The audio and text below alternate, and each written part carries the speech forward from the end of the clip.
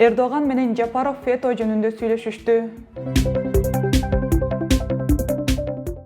10 күндөн бери дайынсыз Токмокто 15 жаштагы сезим изделүүдө. Бүгүн 10 июнга караган суткада Кыргызстандын аймагында дагы 494 адамдын анализинин жыйынтыгы менен коронавирус аныкталды.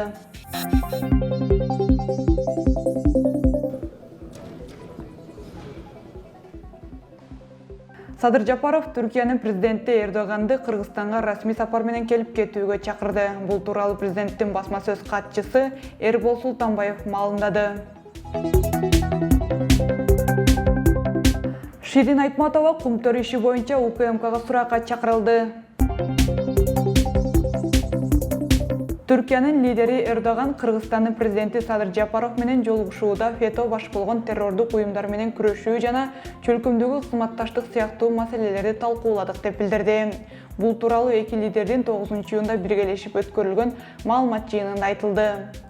Эскерте кетсек, 2016 жылдын 15 июлунда ишке ашпай калган төңкөрүш аракети үчүн АКШда бозгунда жүргөн түрк динiyatчысы Фетхуллах Гүленди жана анын кызмет кыймылын айыптап келет.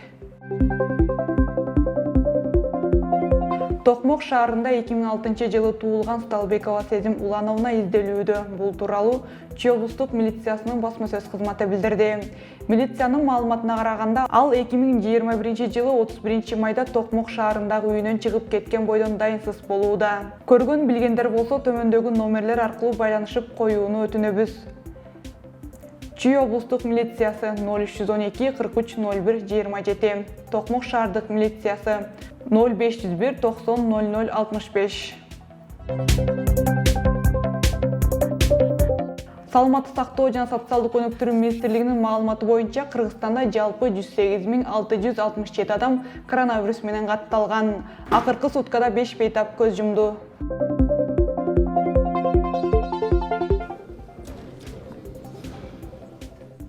Садыр Жапаров Түркиянын президенти Эрдоганды Кыргызстанга расмий сапар менен келип кетүүгө чакырды. Бул тууралуу президенттин басма сөз катчысы Эрбол Султанбаев маалымдады.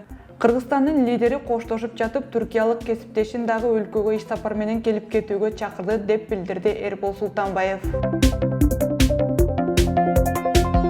Жогорку кеңештин мурунку депутаты Ширин Айтматова УКМКга суракка чакырылды. Бул тууралуу маалыматты Дастан Бекешев тастыктаган. Анын айтымында Айтматова Кумтөр иши боюнча чакырылган. Эске салсак, 31 майда Кумтөр иши боюнча бир катар учурдагы жана мурунку депутаттар кармалган.